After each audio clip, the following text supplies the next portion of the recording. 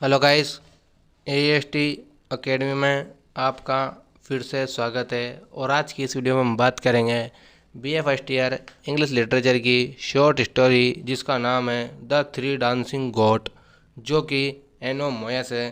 तो इस वीडियो को बिल्कुल भी स्किप मत करना अगर आप इस चैप्टर की समरी को अच्छी तरीके से समझना चाहते हैं।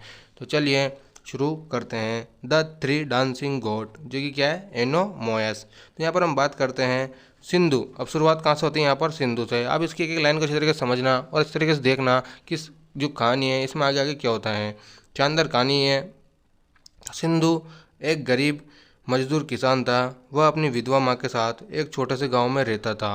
वे बहुत गरीब थे और बांसों से बनी, बांस रहते हैं ना, बांस, बाम्बू से बनी एक झोपड़ी में रहते थे। धन के रूप में उनके पास 2 गायें थी। लेकिन सिंधु एक मेहनती युवक था। उसके भले तथा हृदय के कारण उसकी आस्था, लेकिन धैर्य, उसका जो धैर्य है और उसकी निपुणता के कारण ही उसने अपनी दोनों गायों को एक वृद्ध महिला की 3 बकरियां तथा उसकी बांसुरी से बदल लिया था। ठीक है ना। तो धन के रूप में उसके पास क्या क्या थी? एक तो 2 गायें थी तथा एक मेहनती लड़का था सिंधु, जिसने क्या करा, उसने किसी वृद्ध महिला थी जिससे उसकी 3 बकरियों के द्वारा और उसकी बांसुरी के द्वारा उसने अपनी 2 गायों को बदल लिया था। बकरियां और बांसुरी उसके धनी जमींदार की सुंदर पुत्री को उसकी पत्नी बनाकर ले आए। अंततः वे तीनों, मतलब कि जो तीनों नाचने वाली बकरियां और बांसुरी उसके धनी जमींदार की सुंदर पुत्री थी, उसे अपनी पत्नी बनाकर ले आए। अब मैं आपको बताता हूँ आखिर क्या होता है इसमें। सिंधु और उसकी विधवा माँ बांसों से बनी एक छोटी झोपड़ी में रहते थे। उनके पास चारागाह का एक छोटा सा टुकड़ा और 2 गायें थी। अब यहाँ पर हम बात करते हैं फुल स्टोरी समरी की। एक वर्ष वर्षा नहीं हुई और इसलिए गायों के लिए चारा भी नहीं हुआ। माँ ने सिंधु को शहर के बाजार में जाकर दोनों गायों को बेच आने के लिए कहा। सिंधु उन गायों से बहुत ज़्यादा चाहता था और उनसे प्रेम करता था और बेच आने के लिए कहा।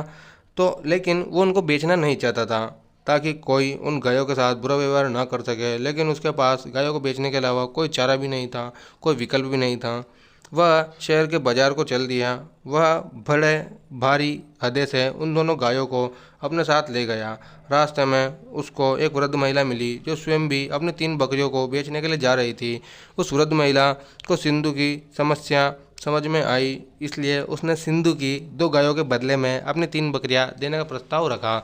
यानी कि जो सिंधु की समस्या थी उस वृद्ध महिला ने सुना तथा अपनी जो 3 बकरियां थी गायों के बदले में देने के लिए उसने प्रस्ताव रखा। उसने वादा किया कि वह गायों को ठीक प्रकार से उनकी देखभाल करेगी। उसने सिंधु को यही बतलाया कि वह बकरियां उसके भाग्य को चमका देंगी। सिंधु ने उस वृद्ध महिला के प्रस्ताव को स्वीकार कर लिया। जो सिंधु था उसने उस वृद्ध महिला के प्रस्ताव को क्या कर लिया? स्वीकार कर लिया। स्वीकार करने के पश्चात उस वृद्ध महिला ने अपनी बांसुरी बजाई और सिंधु को तीनों बकरियों को नाचते हुए देखकर बहुत आश्चर्य हुआ। यानी जो बांसुरी बजती थी तो तीनों बकरियां नाचती थी। इस प्रकार से सिंधु ने सोचा कि इस प्रकार का तमाशा करके वह गांव के लोगों को खुश करेगा तथा प्रतिदिन कुछ धन कमा लेगा।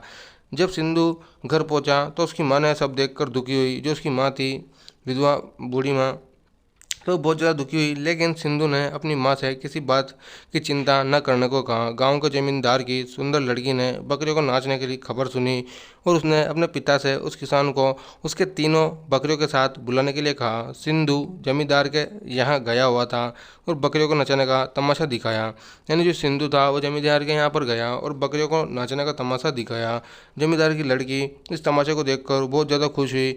उसने एक बकरी को खरीदने की बात कही। सिंधु उस जमींदार की लड़की को अपना एक बकरी बेचने के लिए इस शर्त पर तैयार हो गया कि वह उसकी माँ के पास जाएगी, उसको खाद्यान्न का एक पीपा देगी। जमींदारी की पुत्री ने वैसा ही किया, लेकिन वह बकरी नहीं नाची। इसलिए उसने फिर सिंधु को बुलाया और दूसरी बकरी खरीद लेने की बात कही। एक सोने की अंगूठी तथा खाद्यान्नों के एक पीपे के बदले दूसरा बकरी भी जमींदार की पुत्री को दे दी गई। यानी जो दूसरी बकरी थी वो भी जमींदार की पुत्री को दे दी गई पहली बकरी के बाद।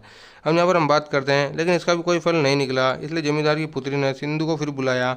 लेकिन इस बार सिंधु अपनी तीसरी बकरी तथा अपनी बांसुरी को इस शर्त पर देने के लिए तैयार हो गया कि वह उसकी सोने की अंगूठी में जड़े 3 पत्थरों, यानी जो उसकी सोने की अंगूठी थी एक जमींदार की पुत्री के पास, 3 पत्थरों को, जो 3 पत्थर थे उनको रहस्य को उसको बतला देगी। जमींदार की लड़की ने उसकी अंगूठी में लगे 3 पत्थरों को रहस्य बतलाया और कहा कि इसी प्रकार उसके बालों की चोटी में 3 बाल है, जिनका रंग हरे जैसे सफ़ेद, मानक जैसा घेरा लाल तथा पन्ने जैसा चमकीला हरा है। वह सिंधु को खाद्यान्नों का एक पीपा भी देगी। जमींदार की पुत्री ने सिंधु से तीनों पत्रों का रहस्य भी बता दिया। यानी जो जमींदार की पुत्री थी उसने सिंधु को तीनों पत्रों का रहस्य भी बता दिया।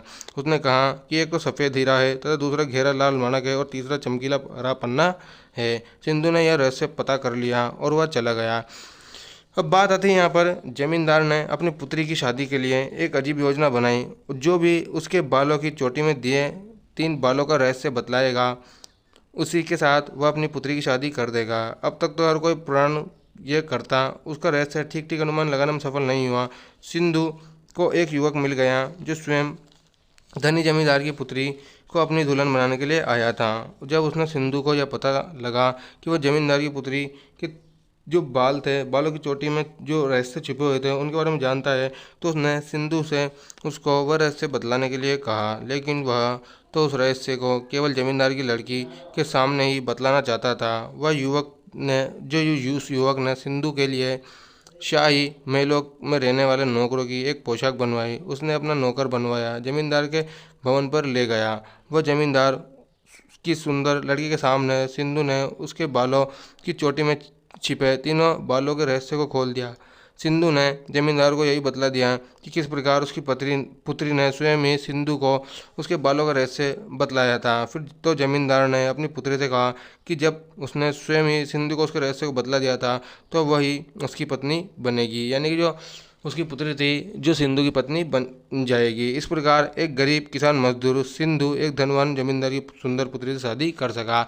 इस प्रकार से जो द 3 डांसिंग गोट है, जो कि एक एनोनियम्स है, एनोमियस, इस प्रकार से कंप्लीट होती है। तो आपको वीडियो कैसी लगी, अब आप कमेंट सेक्शन में लिखकर बताना कि आपको किस जो टॉपिक है, अगली कौन सी शॉर्ट स्टोरी जिस पर आपको वीडियो चाहिए। तो मैं चाहूँगा कि आप लोगों के लिए एक डिटेल वीडियो बनाऊँ। And thanks for watching, subscribe for more videos.